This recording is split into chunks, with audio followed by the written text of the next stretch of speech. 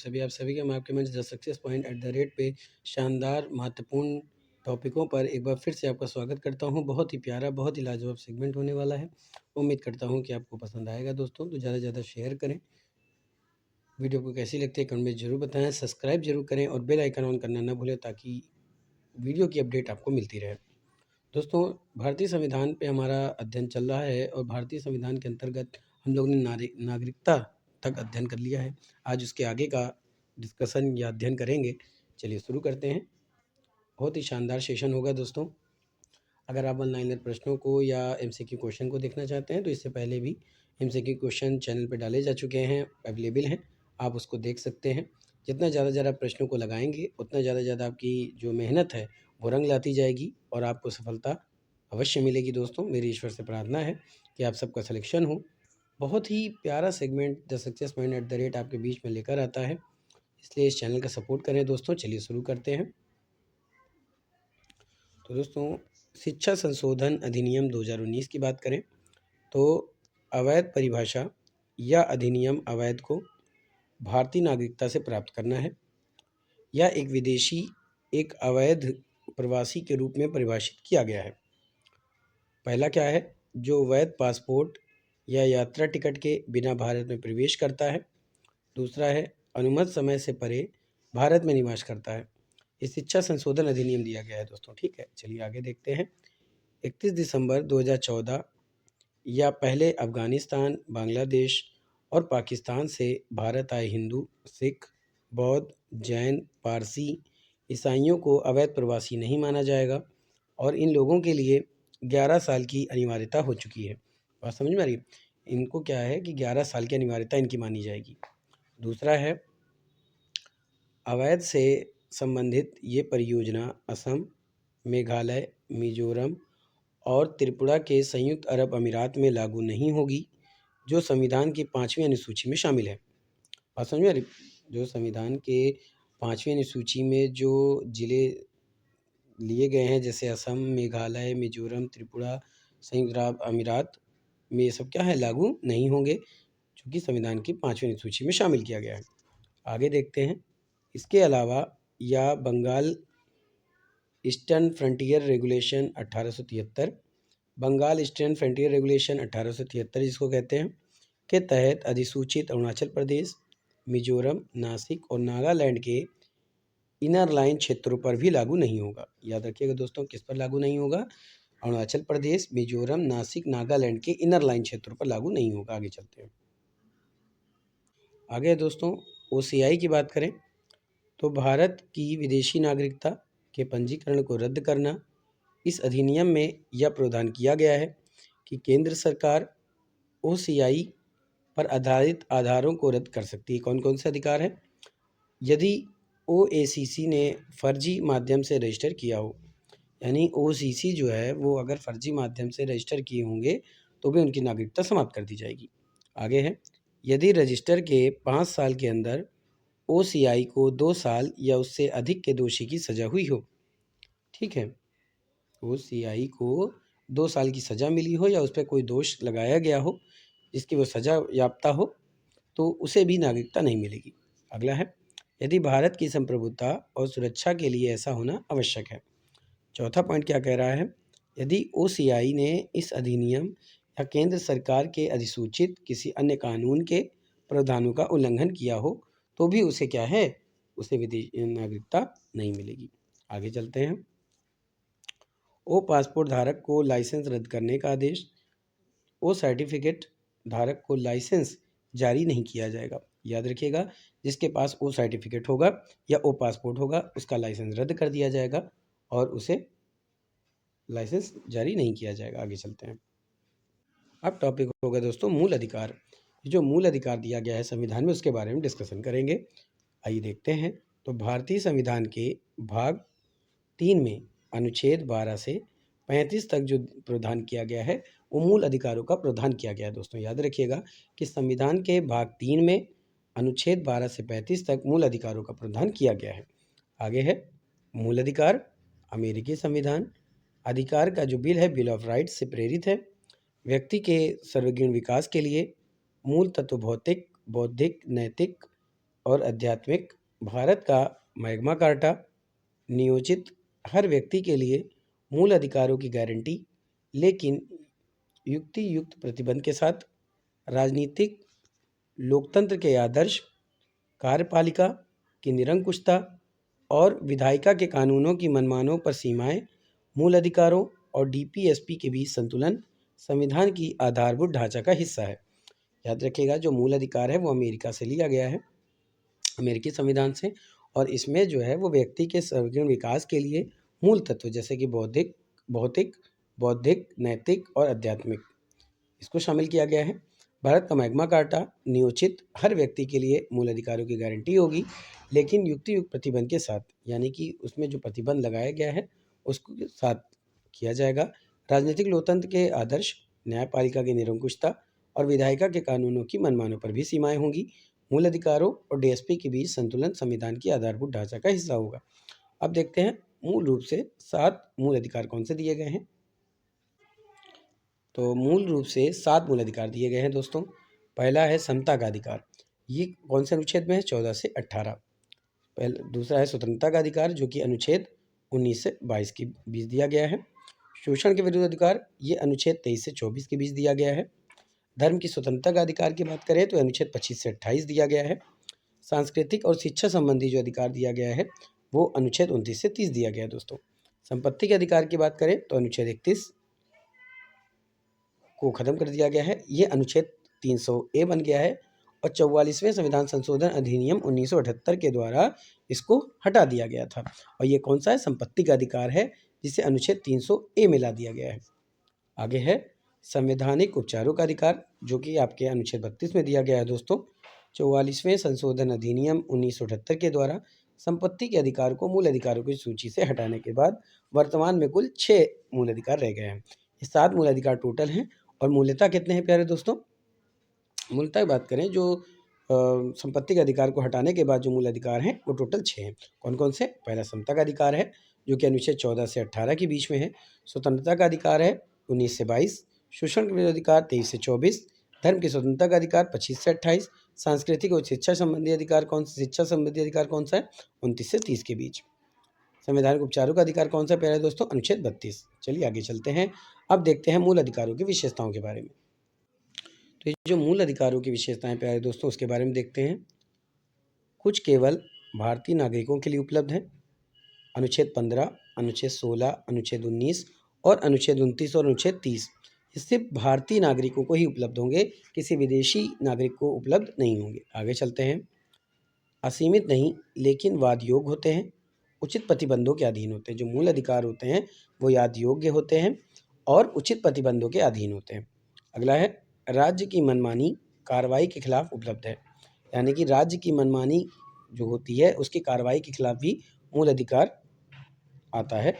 आगे है कुछ नकारात्मक विशेषताएं रखते हैं, जो कुछ सकारात्मक, यानी कि जो मूल अधिकार है वो 2 तरह की विशेषताएं रखते हैं। कैसे? नकारात्मक और सकारात्मक। आगे है मूल अधिकार स्थायी नहीं होते, इन्हें संसद द्वारा संशोधित किया जा सकता है। याद रखिएगा दोस्तों, मूल अधिकार को संशोधित करने का जो अधिकार दिया गया है वो दिया गया है संसद को। किसको दिया गया है? संसद को दिया गया है। आगे चलते हैं।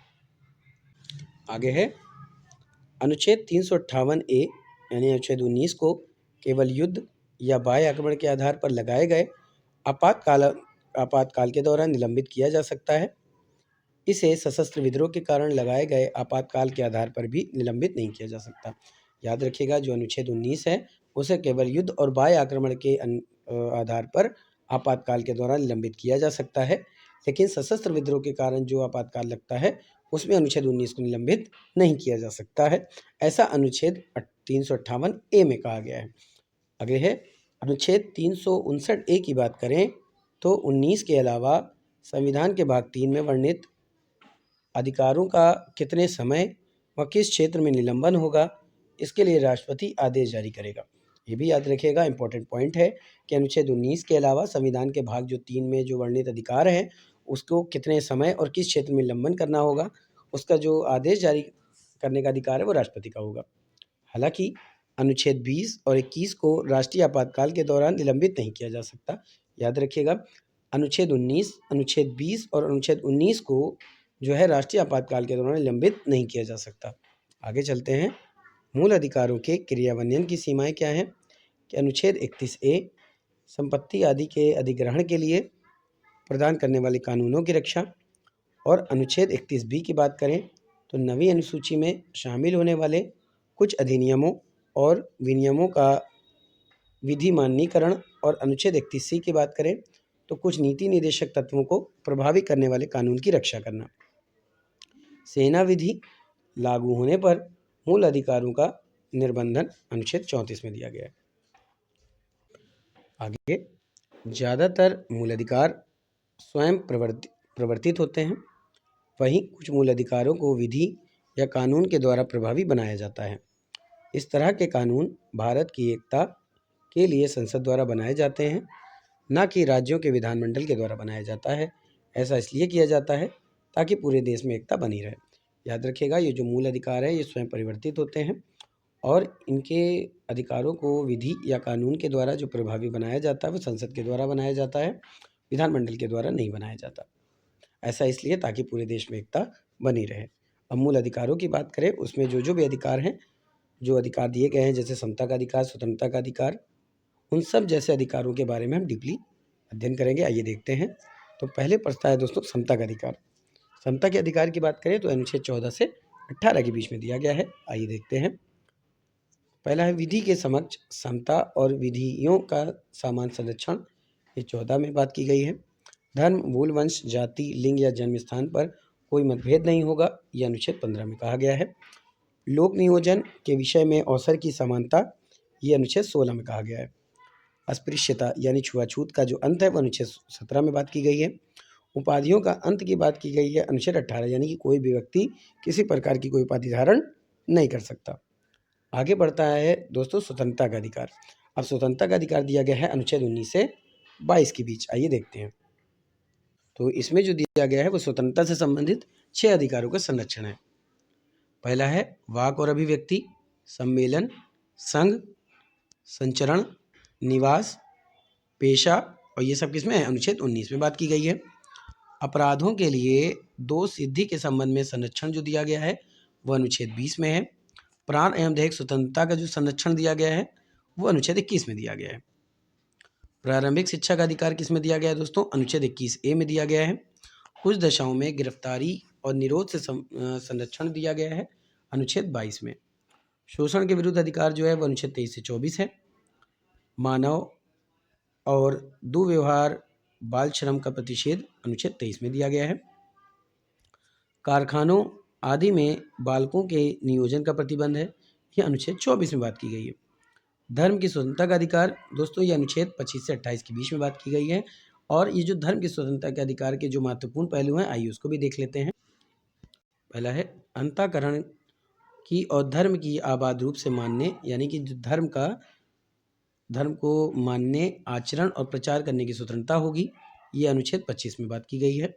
धार्मिक मामलों के प्रबंध की स्वतंत्रता की गई है अनुच्छेद 26 में, यानी कि कोई भी धार्मिक मामलों का प्रबंध कर सकता है, उसकी स्वतंत्रता दी गई है अनुच्छेद 26 में। 27 में दिया गया है किसी विशिष्ट धर्म की अभिवृद्धि के लिए करों के संदान के बारे में स्वतंत्रता, ये अनुच्छेद 27 में दिया गया है। कुछ शिक्षा संस्थाओं में धार्मिक शिक्षा या धार्मिक उपासना में उपस्थित होने के बारे में स्वतंत्रता दी गई है, ये अनुच्छेद 28 की बात की गई है। सांस्कृतिक और शिक्षा संबंधी अधिकार अनुच्छेद 29 से 30 में दिया गया है, जैसे कि भाषा, लिपि, अल्पसंख्यक वर्गों की संस्कृति और संरक्षण अनुच्छेद 29। शैक्षिक संस्थान की स्थापना, प्रशासन के लिए अल्पसंख्यक वर्गों का अधिकार अनुच्छेद 30 में बात की गई है। संवैधानिक उपचारों का अधिकार अनुच्छेद 32 में कहा गया है। मूल अधिकारों के प्रवर्तन कराने के लिए सर्वोच्च न्यायालय जाने का अधिकार होगा, और ये अनुच्छेद है 32 में। आगे चलते हैं। अब प्यारे दोस्तों मूल अधिकार और संवैधानिक प्रावधान, अनुच्छेद 12 की बात करें तो अनुच्छेद 12 में राज्य शब्द को परिभाषित किया गया है, जिसमें सरकार, संसद, सरकार और राज्यों की विधायिका होगी। सभी स्थानीय प्राधिकरण अर्थात नगर पालिकाएँ, पंचायत, जिला बोर्ड, सुधार संस्था आदि या अन्य सभी प्राधिकरण अर्थात वैधानिक या गैर वैधानिक प्राधिकरण जैसे LIC, ONGC और सेल आदि होंगे, ये अनुच्छेद 12 में बात की गई है। इसी में कहा गया है कि उच्चतम न्यायालय के अनुसार एक निजी निकाय, राज्य के एक उपकरण के रूप में काम करने वाली संस्था भी अनुच्छेद 12 के तहत राज्य की परिभाषा के अंतर्गत आती है। अब देखते हैं अनुच्छेद 13 में कौन सी बात की गई। अनुच्छेद 13 में, तो अनुच्छेद 13 सभी विधि जो किसी भी मूल अधिकार के साथ असंगत या अपमानजनक है, शून्य हो जाएगा। दूसरा है, विधि निरूपित करता है संसद या राज्य विधानसभाओं द्वारा बनाए गए स्थायी विधियां, राष्ट्रपति या राज्य के राज्यपाल द्वारा जारी किए गए अध्यादेश जैसे अस्थायी विधियां, प्रत्योजित विधान की प्रकृति में संवैधानिक साधन जैसे आदेश, नियम, उपनिधि, विनियमन और अधिसूचना, विधि के गैर विधायी स्रोत जैसे रूढ़ी या प्रथा जो विधि का प्रभावी रखते हों। आगे है, मूल अधिकारों के उल्लंघन के रूप में अदालतों में चुनौती दी जा सकती है, इसलिए इसे शून्य घोषित किया जा सकता है। आगे है, अनुच्छेद 13 न्यायिक पुनर्विलोकन प्रदान करता है। ठीक है, यानी दोबारा से उसकी जांच करने का या दोबारा से फैसला करने का प्रदान करता है। अनुच्छेद 13 घोषित करता है कि संविधान संशोधन कोई विधि नहीं है, इसलिए इसे चुनौती नहीं दी जा सकती। हालांकि सर्वोच्च न्यायालय ने केशवानंद भारतीय मामले 1973 में कहा कि मूल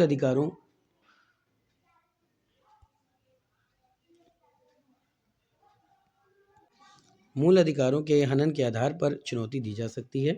यदि वह संविधान के मूल ढांचे के खिलाफ हो तो उसे अवैध घोषित किया जा सकता है। अब अनुच्छेद 14 की बात करते हैं। तो विधि के समक्ष समानता का अधिकार, विशिष्ट धारणा, नकारात्मक धारणा, विधियों का समान संरक्षण, अमेरिकी अवधारणा और नकारात्मक धारणा। अनुच्छेद 14 में राज्य किसी भी व्यक्ति को विधि के समक्ष समानता या राज्य क्षेत्र में विधियों के समान संरक्षण से इनकार नहीं करेगा। आगे है, विधि के समक्ष समानता किसी भी व्यक्ति के पक्ष में किसी विशेष अधिकारों की अनुपस्थिति, असाधारण विधि, न्यायालय के तहत सभी व्यक्तियों के लिए समान व्यवहार, कोई व्यक्ति विधि से ऊपर नहीं होगा। आगे है, विधियों का समान संरक्षण, अमेरिकी अवधारणा, विधियों द्वारा प्रदत्त विशेषाधिकार, अध्यारोपित दायित्व दोनों में समान परिस्थितियों के अंतर्गत व्यवहार समान होगा। समान विधि के अंतर्गत व्यक्ति के लिए समान नियम, बिना भेदभाव के सभी के साथ समान व्यवहार किया जाएगा। अनुच्छेद 14 की ही बात करें तो सभी व्यक्तियों को प्रदान किए जाएंगे, नागरिकों और विदेशी दोनों को, और इसमें विधिक व्यक्ति, संवैधानिक निगम, कंपनियां, पंजीकृत संस्थाएं, किसी अन्य प्रकार के विधि व्यक्ति शामिल होंगे। विधि का शासन, विधि के समक्ष समानता, विधि का शासन एबी डायसी होंगे और विधि का जो शासन होगा वो संविधान की मूल विशेषता होगी। अब देखते हैं समता के अपवाद क्या हैं। तो भारत के राष्ट्रपति और राज्यपाल विदेशी संप्रभु और राजनीतिक यूएनओ और उसकी अन्य संस्था। अनुच्छेद 31C की बात करें तो उच्चतम न्यायालय का कहना है कि जहां अनुच्छेद 31C आता है वहां से अनुच्छेद 14 चला जाता है। अनुच्छेद 361A की बात करें तो संसद या राज्य विधायिका किसी भी कार्यवाही की सत्य कार्यवाही से संबंधित विषय वस्तु का समाचार पत्र में करता है तो उस पर किसी भी प्रकार की दीवानी या फौजदारी का मुकदमा देश के किसी भी न्यायालय में नहीं चलाया जाएगा। याद रखिएगा, समाचार पत्र में अगर इस वस्तु से संबंधित कोई बात करता है तो उस पर किसी भी प्रकार की दीवानी या फौजदारी का मुकदमा किसी भी न्यायालय में नहीं चलाया जाएगा। आगे है, अनुच्छेद 105 की बात करें तो संसद के सदस्यों को संसदीय विशेषाधिकार दिया जाएगा। अनुच्छेद 194 राज्य की विधायिका और उसकी समिति के सदस्यों को विशेष अधिकार दिया जाएगा। आगे चलते हैं। अनुच्छेद 15 की बात करें तो अनुच्छेद 15 कुछ आधारों पर विभेद का विशेष अधिकार, राज्य केवल धर्म, जाति, मूल वंश, लिंग या जन्म स्थान के आधार पर किसी भी नागरिक के साथ भेदभाव नहीं करेगा। आगे है, यह प्रावधान राज्य और निजी व्यक्तियों दोनों द्वारा भेदभाव पर रोक होगी। अनुच्छेद 15(3) की बात करें या अनुच्छेद 15(4) की तो देश में आरक्षण का मूलभूत आधार है। आगे चलते हैं। विभेद से प्रतिषेध के इस सामान्य नियम के 4 अपवाद, राज्यों को महिलाओं और बच्चों के लिए कोई विशेष प्रावधान करने की अनुमति होगी। राज्य सामाजिक और शैक्षणिक रूप से पिछड़े वर्गों या अनुसूचित जाति जनजाति की उन्नति के लिए विशेष उपबंध कर सकता है। अगला, राज्य सामाजिक और शैक्षणिक रूप से पिछड़े वर्गों या अनुसूचित जाति एवं जनजाति की उन्नति के लिए शैक्षणिक संस्थान, निजी संस्थान जो राज्य से अनुदान प्राप्त करते हैं या नहीं तथा अल्पसंख्यक शैक्षिक संस्थानों को छोड़कर में प्रवेश के लिए कोई विशेष नियम बना सकता है। नागरिकों के किसी भी आर्थिक रूप से कमजोर वर्ग की उन्नति के लिए होगा। अब शैक्षणिक संस्थान में अन्य पिछड़े वर्ग के लिए जो आरक्षण दिया गया है उसके बारे में भी बात देख लेते हैं। तो अनुच्छेद 15C की बात करें तो अपवाद 93 संशोधन अधिनियम में क्या है कि अधिनियमित केंद्रीय शैक्षणिक संस्थान प्रवेश में आरक्षण अधिनियम 2006 की बात करें तो IIT और IIM सहित सभी केंद्रीय शैक्षणिक संस्थानों में अन्य पिछड़ा वर्ग के लिए 27 आरक्षण का प्रावधान किया गया है। शैक्षणिक संस्थानों में आर्थिक रूप से कमजोर वर्ग के लिए आरक्षण भी दिया गया है। बात समझ में आ रही दोस्तों कि जो उपयुक्त अपवाद है कि 2019 के 103वें संशोधन अधिनियम द्वारा जोड़ा गया था। शैक्षणिक संस्थानों में आर्थिक रूप से कमजोर वर्ग के लिए आरक्षण किसमें जोड़ा गया था? 103वें संविधान संशोधन द्वारा 2019 में आदेश जारी किया गया था कि आर्थिक रूप से कमजोर वर्ग को शैक्षणिक संस्थानों में प्रवेश के लिए 10% आरक्षण का प्रावधान किया जाए। आगे चलते हैं। अनुच्छेद 16 की बात करें तो अनुच्छेद 16 राज्य के तहत किसी भी कार्यालय में रोजगार या नियुक्ति के मामले में सभी नागरिकों के लिए अवसर की समानता होगी। सभी को समान अवसर मिलेगा। केवल धर्म, जाति, संप्रदाय, लिंग, वंश, जन्म स्थान या निवास स्थान के आधार पर किसी भी रोजगार या कार्यालय के लिए किसी भी नागरिक के साथ भेदभाव नहीं किया जा सकता। लोक नियोजन के में समानता के साथ संबंध में 4 अपवाद हैं। पहला है संसद, राज्य या केंद्र शासित प्रदेश या स्थानीय प्राधिकरण या अन्य प्राधिकरण में नियुक्ति के लिए निवास की शर्त का उल्लेख कर सकती है। अभी केवल आंध्र प्रदेश और तेलंगाना में लागू है। दूसरा, राज्य किसी भी पिछड़े वर्ग के पक्ष में नियुक्तियों या पदों के आरक्षण का प्रावधान कर सकता है जो राज्य सेवाओं में पर्याप्त रूप से प्रतिबंधित नहीं करता। आगे है विधि के अनुरूप किसी संस्था, धार्मिक संप्रदाय से संबंधित या इसके कार्यकारी परिषद के सदस्य की धार्मिक आधार पर व्यवस्था की जा सकती है। आगे चलते हैं। समझ में आ रही दोस्तों? राज्य किसी भी आर्थिक रूप से कमजोर वर्ग के नागरिक की नियुक्ति के पक्ष में 10% तक का आरक्षण का प्रावधान करने की अनुमति दी गई है। अनुच्छेद 17 की बात करें तो पहला है अस्पृश्यता का अंत। किसी भी रूप में अस्पृश्यता की मनमानी अस्पृश्यता एक अपराध अधिनियम 1955 1976 में इसका संशोधन किया गया और नया नाम नागरिक अधिकारों को इन रक्षा अधिनियम दिया गया। आगे है अस्पृश्यता संविधान या अधिनियम में परिभाषित नहीं है। आगे मैसूर उच्च न्यायालय अनुच्छेद 17 की विषय वस्तु शाब्दिक या व्याकरणिक अर्थों में अस्पृश्यता नहीं है, लेकिन देश में ऐतिहासिक रूप से विकसित हुई थी। सामाजिक नियोक्ता कुछ वर्गों में थोप दी गई।